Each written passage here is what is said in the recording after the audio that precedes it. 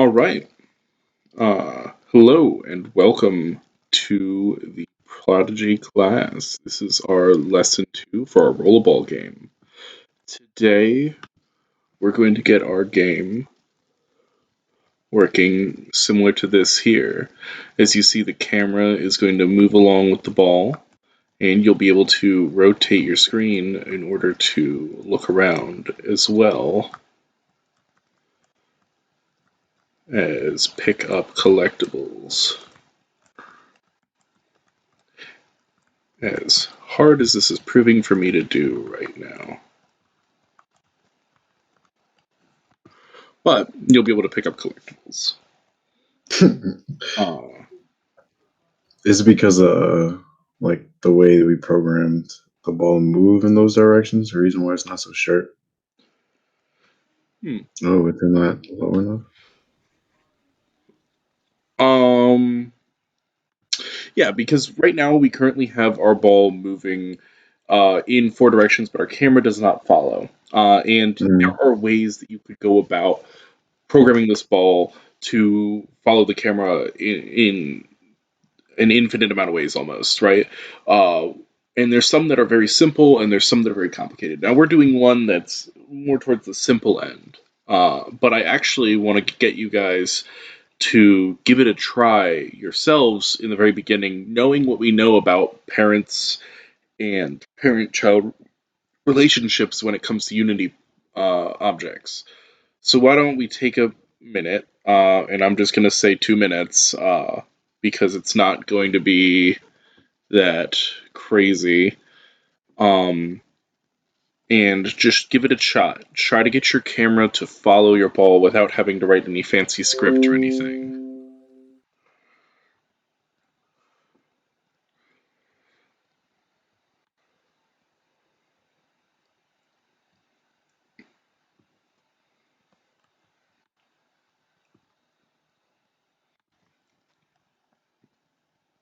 I will figure out why. Oh, that's why this isn't working.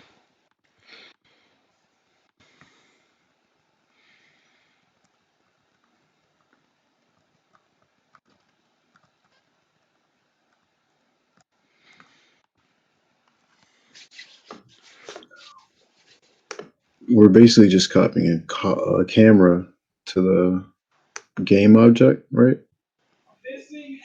That's one of the ways you can try to do it. Mm-hmm. Give you guys 1 more minute. It's okay if you don't get it. Uh, it's just an exercise in problem solving, really, right now. Because the goal is for you to take these pieces that I'm showing you here, because we're making a very simple game, but if you think about it, if you can move a ball, you can move a cube. And if you can move any of those, if I get the right looking shape, because a player model is just a shape, if I get the right looking one, then I can make, like, I'm reminded of old Sonic movement when we have the camera like this. Um, as much as Sonic 3D was a bad game, it's a very nostalgic view for me, and that's what I tried to kind of mimic here with what we are doing. Mm. Anyway, one thing you might have noticed is if you take your main camera and immediately child it to your player object, you're going to get dizzy real quick. In fact, I'll show you that real quick. That if I just took this and put it on my player object, this is not going to be very fun Well, because as soon as Jacob, I go move forward, are you still sharing your screen? yep, is it not going? Yeah, I don't see you right now. Let me see. Hmm, Yeah, I see you and Major. that's weird. Okay, It now I turned see off. it. I might Oh have wow. accidentally hit stop sharing. Okay. Either way, what you'll notice is if you parent um, or child your main camera to your game object as a parent, and you go to move, you're going to get real dizzy real quick Mm. because it's being affected by all of the same rotations that the sphere is. So we're going to work around that. Now, there are, again, multiple different ways, but the way we're going to do that is we're actually going to make something that I like to call a camera arm. Now, plenty of people have different terms they use for this, but I like to think of it from a filming perspective, right? Now, when we think of what a camera arm is, it is something that the camera is attached to that helps the person filming get a better look. What we're doing is we're almost making a selfie stick, but for our object. So we're going to create an empty object, and it's going to be there by itself, but then the camera is going to be the child of that empty object, and then we're going to add a code to that empty object to help it follow along our player. That might sound complicated now, but if you just follow along with what we're going to do, it should become more apparent as time goes on. So, to start off, you're going to go into your hierarchy, and you can see I already have it here, but you're going to right click, and you're going to go to create empty. Now, once you create empty, you'll see an empty game object. I'll do one here. It just says game object. The only thing held in it is the transform. Now, you might think, what am I going to use this for? I can't even see it if I click off of it. It doesn't have a shape, it doesn't have anything there. We use empty game objects a lot, actually. They're really good for holding different places in your code or just even holding scripts and hiding them, stashing them somewhere, right? A little good tip that I don't have in the write up, but for those of you who are here or watching the video, you go right here to where it has this outline of a cube. There's different icons. You can set an icon to your empty game object so that you can see it in your worldview, like we have here.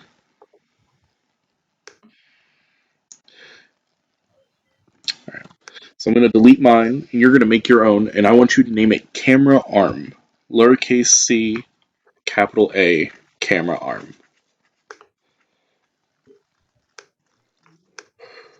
Once you have that in your scene and you have it named camera arm, you're going to take it and you're going to put it right about where your player is. This is a tool for you, really, but just move it almost so that you can't really select it unless you selected your player. You're going to end up clicking through it in the hierarchy anyway, so that doesn't necessarily matter, but you want it as close as possible to start off. And then, if you already have not, parent your camera to it. You'll notice when you click on your main camera, you can see a preview of what it'll look like. And that preview is what you're going to use to help position your camera, either using the W tool to move or the E tool to rotate. And just move and rotate your camera until you have a nice view, kind of similar to this here in the camera preview. Uh, David, could you mute your mic when you're not talking so we don't get the clicks? Oh, yeah, my bad. No, you're fine. You needed you said put the dot close as possible to the circle. Yes. Okay, and the camera right behind it. Mm-hmm. Okay, just double checking.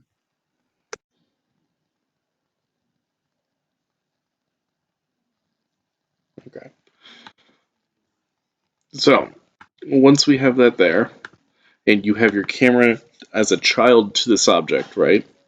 So it should be camera arm, and then inside of it is your main camera. I'm stressing this relationship right now. Then we are going to move into our scripts folder and make a new script. We're going to make a new script named the exact same thing as our camera arm. So you're going to do lowercase c, camera arm. And then let's open that up in Visual Studios.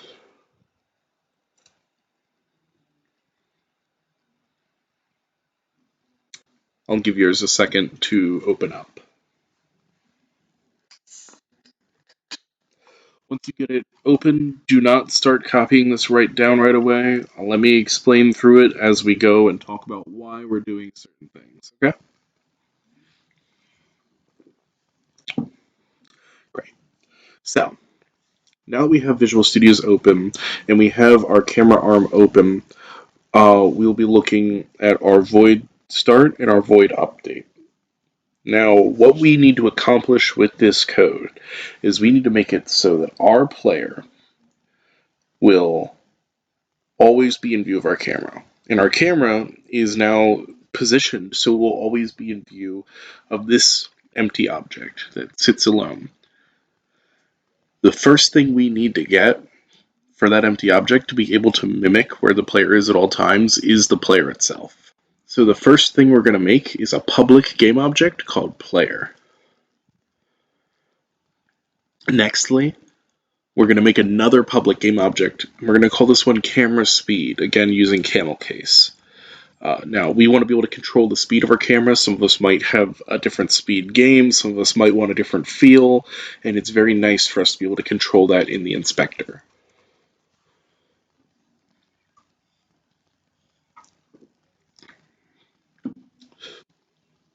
And then thirdly, we're having a private variable called v, and this is a vector 3, and we're doing vector 3.0.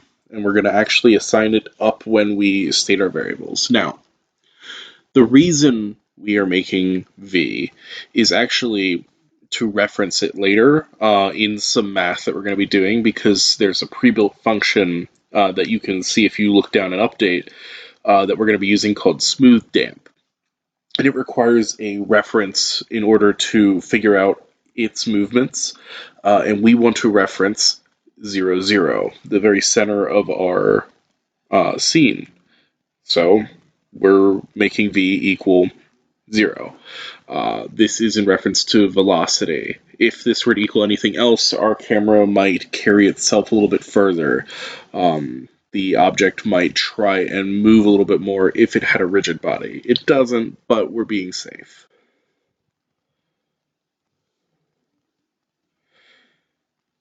Alright, awesome. So once you have that there, we're going to go down to update. Now currently, you can see we have look here. You can ignore look right now, right? Line 19, just ignore it. And you're going to focus on line 20. In fact, I'll comment this out, so it's not even working right now. But what you're going to want to write is this line of code right here. And I'll zoom in for you and start explaining each individual piece. So, when we call transform.position, as you know, we are referencing the exact point in which our object is, right? And in fact, we're also referencing our object at that same point. Because we are not saying player.transform position or getting another game object, our code is going to assume that we're talking about this game object right here. So this game object's position is going to equal something new. And using a pre-built function of vector 3 called smooth damp, we're going to make that new position. Now, smooth damp works in a very particular way. And it's a very useful tool. You can use it for a lot of different things. But what we're using it today is to find the points, a series of points between two different positions. And the closer you get to that target position, the smaller the inclination of points. What I mean by that is if you were, say, a football field away, right, and you had 1 point at one field goal and 1 point at the other, the first movement that this would give you back would move you to maybe the 50-yard line. And now you're 50 yards away. That second movement that it would give you to move back is now at the 25-yard line. And that next movement would be halfway between that, and then halfway between that, and then halfway between that, until it was so small that you eventually didn't matter and you just reached that point anyway. Now, in this, we need to reference a velocity. And we don't want any velocity tied to it, like we said above, so we're referencing our v, which is 0. We want to be able to affect the speed at which our object moves this distance, so we have camera speed incorporated. And then we are taking the transform position of our player and having that be our target position, whereas our starting position is the current position of our game object. Once you have this line written in your code, go ahead and save it, and we'll go back to our Unity scene. And I'll give you a minute to do that. Let me jump over here just in case it took you a second to write this down.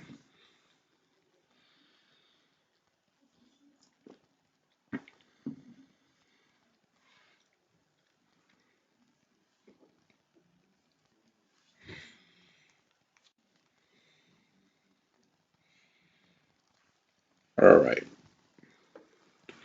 that's a minute. So now in our Unity scene, if we take this camera arm script and we put it on camera arm, we're going to need to do two things. We're going to need to grab our player object and drag it over and assign it in our player here. And then we're going to need to go to camera speed and assign that. Now, I set mine to 1. You can set yours to anything else, but the lower you go. So if I set mine to 0.5, it would be much harder for our camera to follow along. I'll show you this in just a second, but right now I'm going to show you what your code should look like. So, you spawn in, everything is working fine. I go to move forward, and you notice my camera creeps forward following the sphere. I move left, Mado didn't get to finish. it moves left. Alright, I will jump back to that code then in just a second. I move Mhm. back, and the camera will move back. Alright, thank you for letting me know that, David. Let me jump back to the code then. There you go.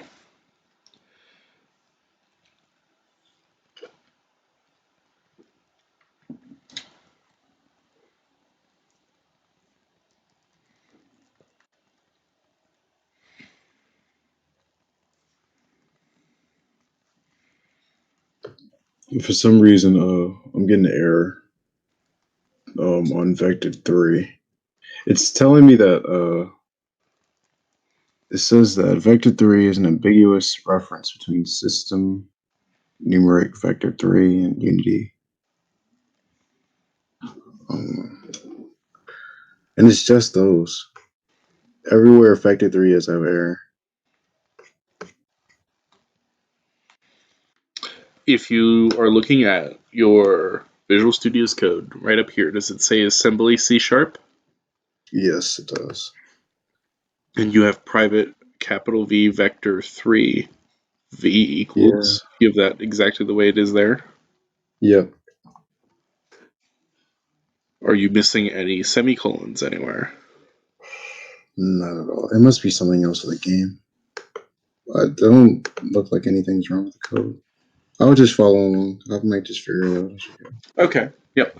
If you are having any errors, all of the code is available in the assignment guide. Mahesh just said he has the same errors too. He has what errors? Do you have the same arrow as me, Mahedra, or do you have something different?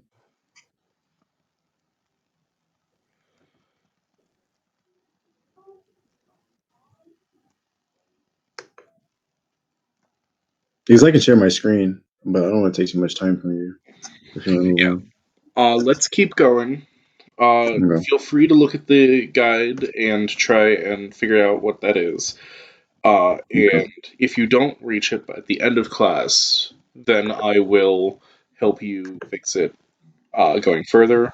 But we're going to keep moving. All right? Okay. And don't worry, just do your best to follow along. If things aren't working, again, I'll help you later. That's fine with me. Now, moving back into the swing of things, uh, when you have this code written normally, you would have it so it did as followed, where you would move your ball and the camera would slowly follow along, whether it was left or right. If I made this faster, say 5, the difference would be very hard to spot, or it would continue to be slow. which is an interesting thing. But the code still works all the same. It finds the 2 points, it moves you between them. If you move it to like zero point 0.5, it becomes much slower or faster. Sorry, it was the smaller you make camera speed, the faster this goes. My bad. Anyway, going through that, understand that's how camera speed works. Anyway, now our camera is going this way, but we want to turn our camera. We want to be able to look around different things. Well, we're going to go back into our camera arm script, and we're going to add a script called look. Now, you'll notice I write it in update 2. You can write it there before or after, but this is what I have written for look here. Now, what look does is it's simply just 2 more if statements, very similar to our player controller.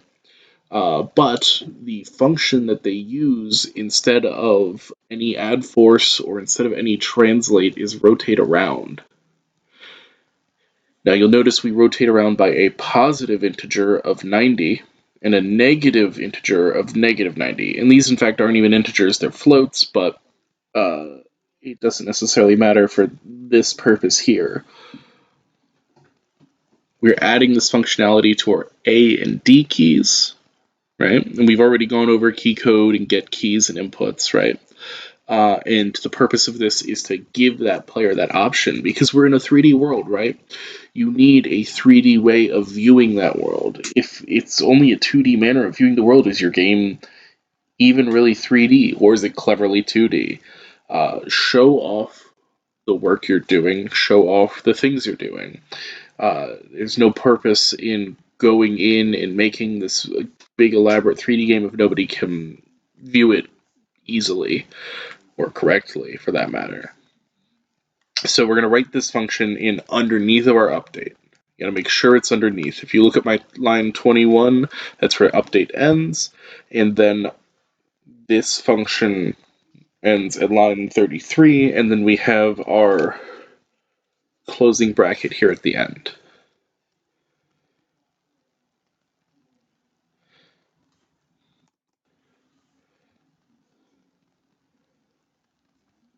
So I will give you guys a minute to copy that down.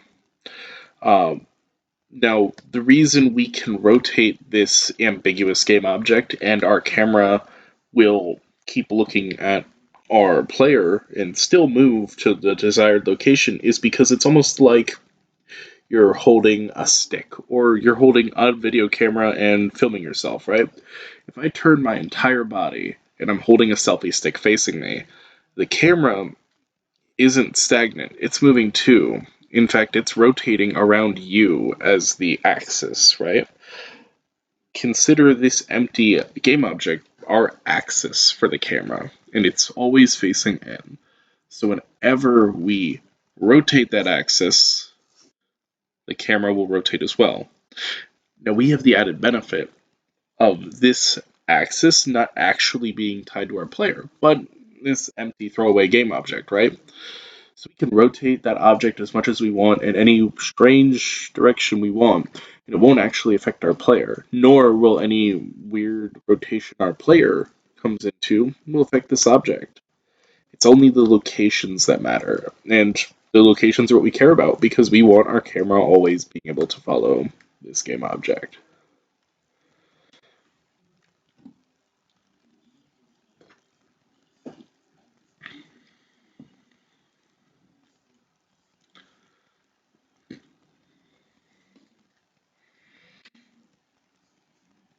All right.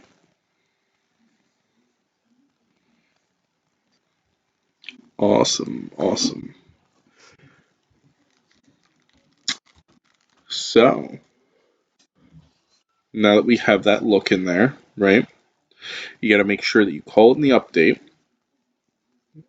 and then save your code, and we'll pop over into Rollerball.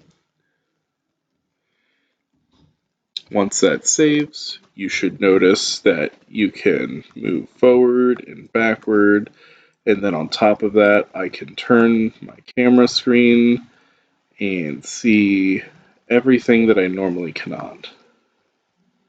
and you rotate very easily around your game object.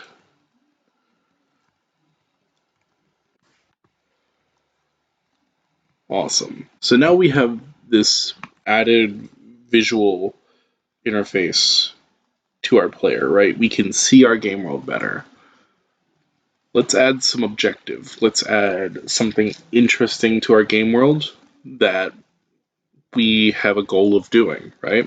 And in fact, we're going to do this in the code 3 times over, but we're only going to make one of those things today, and then tomorrow we'll make the other two. So we're going to make collectible items because collectible items you see come up in games all the time under many different hats. A collectible item could be the same as a hazard, could be the same as a health pickup, could be the same as rings in Sonic that give you points, boxes in Mario Kart that give you power ups, mushrooms in Mario that make you grow big.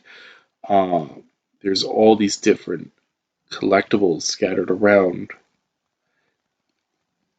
If you ever play Jack and Dexter, eggs, the list goes on and on. Either way, we're going to make ours, and ours is going to be a cube. Very simply, just a cube. So you can see I have one made here. I named it pickup. I gave it the tag of pickup, and I changed its scale to half of everything that it currently was. So it's now 0.5, 0.5, 0.5. I want you to make a cube, make it 1 unit off the ground from your ground, right? Make it half of everything in the scale, name it pickup, and then we'll go over how to make a tag real quick. But I'm going to give you just a minute here to get that together. It's okay if you fall behind, making a tag isn't that hard, but I'm just going to show you how to do it.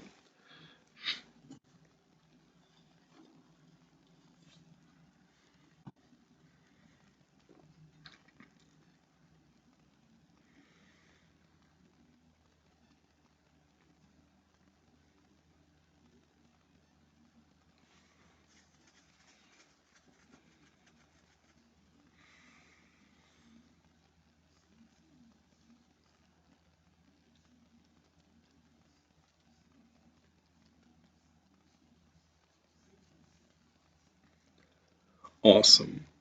So, now that you have that there, right, you have your scales set to half, your cube positioned 1 unit above your ground.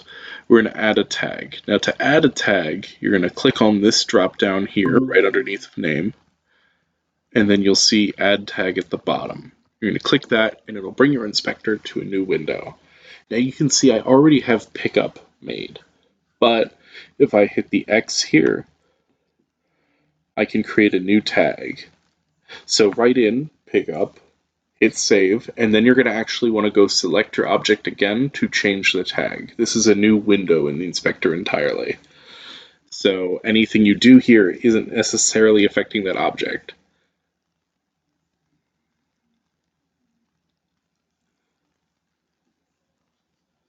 Good. So once you have that set up, again, you click your object, you go to tag, and you should see it in this drop down here. Go ahead and click it, and now your object is tagged. We use It's going to take. tags. Hmm? Oh, it's going to take a little bit for Asia to catch up. His laptop just shut down. Oh, okay. Well, good thing we're recording, and everything is in the write up.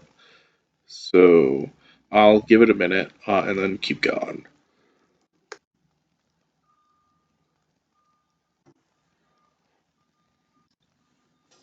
I apologize for the truck in the background. There's nothing I can do about it.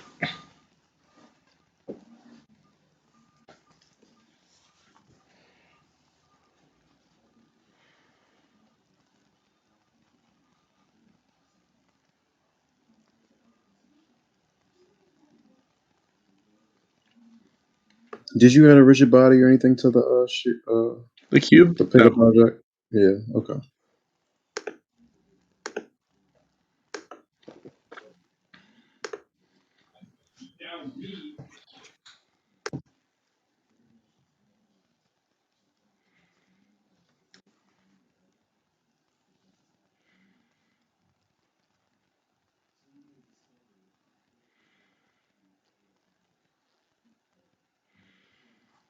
All right.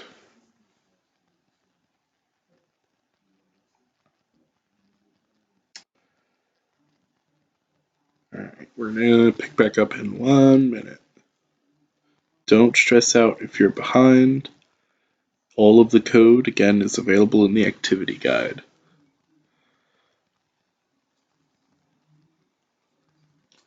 And then I am always available on the stream. As long as you ask a question, I will answer.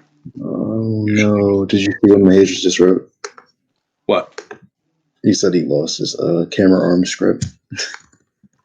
Okay. Dang, that's unfortunate. That is unfortunate. It's a good lesson, though. It's good that it happened to something here because you have to remember always to save. And if you lost it, don't worry. Again, all of the code is in that activity guide. It should be right there for you to copy down. All right. I would recommend Mahedra just following along and listening to what each of the things do, so you have an understanding of it now. And then once we are done and you have everything kind of together in your head, go in and just copy those down real quick. Okay? So I'm going to keep moving and grooving. Either you can go and try to follow the activity guide, or you can listen in, or do both.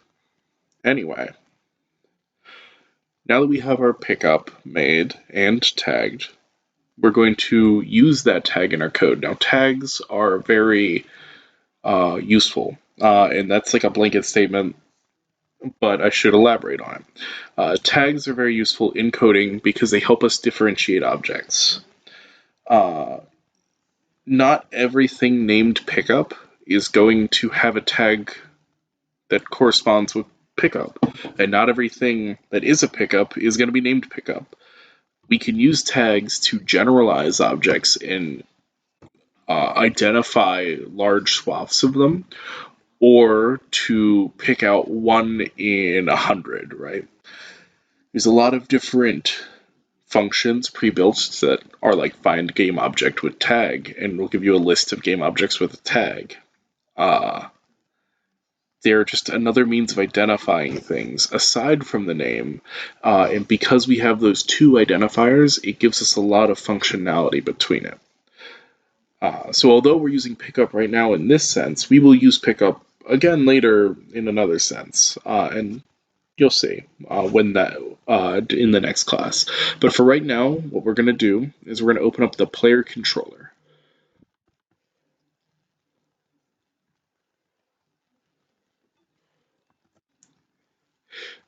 Now, in the player controller, we're going to start off by adding two variables, an integer for player health and an integer for points. Now, in most games, you have one or the other, right? A game by no means needs health or points, but for what we're doing, that's what we're making. Um, we're not really going to mess with health today, right? We're just establishing that for tomorrow's class, but we are going to mess with points, and just slightly, right? Because in Sonic, you get the rings to get points that also double as your health. You can see it used all over the place. Small little collectibles to pick up that reward you. So we want to reward our player and add points into our script. Once we have points, we're going to go all the way to the bottom, and you can see that I have private void on collision enter. Now, on collision enter is actually a pre-built script. You don't need to write that all out by hand. If you start typing ON capital COLL, you'll see it pop up in that drop down. When you hit it, it'll build out that function for you. Not everything on the inside, but everything aside from what is highlighted here. Right? So you'll have your curly brackets, you'll have your collision, all this stuff. And what we're going to do is use that identifier, that collision identifier here, to grab the game object that it is tied to, and then reference the tag. Now that we know what the tag is, we can compare it to the tags we know already exist, like pickup, or hurt player, or health up, right? But the only one we're going to mess with today is GameObject equals, or GameObject.tag equals pickup, right? And when they pick up a pickup, we want to increment points. So we're going to use the shorthand plus equals to add 1 very quickly. Points plus equals 1. And then we're going to turn off that pickup instead of delete it. Now there's different reasons. One might just set the active to false for an object rather than destroy it. We could destroy it, um, but it is at a preference that I like to just set them off, because then in the scene view you can go through and look at where they were. It helps with debugging. Uh, anyway, those are the two things you want. What set active does, in case you do not know, is it sets whether or not that game object is there, in truth, whether or not it will render or be counted in any of the functions of the game.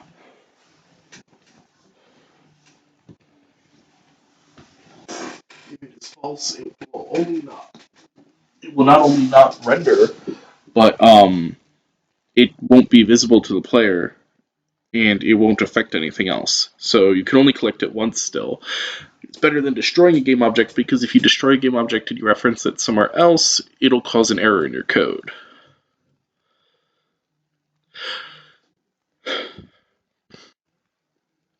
Alright, anyway, once we have this here, and you don't really need to worry about these two for now, you can if you wish to, but once you have this here, you're going to head and save it. You go back to your code, and that should already be attached to your player, so as soon as it loads in, you will have the ability to go and collect your pickups. And if I were to click on my player object, you'll see that my player health equals 0, my points is 1, and my player speed is 5. My points is 1 because I went and collected one of them. It starts off at 0. In fact, I even set my points to be 0 in the start of my code. And I can show you that right here. See, in start, we get the rigid body, and then I immediately set points to 0. You don't need to do that. You could set it to that when you establish the variable, or later on, or maybe you have points carry over in some way, right? But at the end of the day, you're going to want your object to be able to run into this cube here and increment points up by 1. Alright, so you might notice that my cube is bobbing up and down, right? That's actually going to be the bonus code that I give you guys later today. I want to see if you guys are able to figure that out. So I'm going to give you a hint, and I used the ping pong function that comes with vector 3s, I believe. We can even check it right now. I'll flash the code up. Yep, I use math.pingpong. So let's see if you can find a way to get an object to float there and move up and down, but never below the point it started. Now, you don't need to use ping pong. I do. But let's see if you can mimic the effect. And then, let's say at 9:30 tomorrow morning, or 8 p.m. tonight, either one, I will put up that bonus code for you to look at, and you can just copy and paste it if you want, or you can compare your code and see how it works. Uh, Alrighty then. So, with all that being said, I hope you guys enjoyed class today. I'm going to stop recording, and then I'm going to open it up to questions and help you guys debug and get things working. Alright, hope you have a nice day.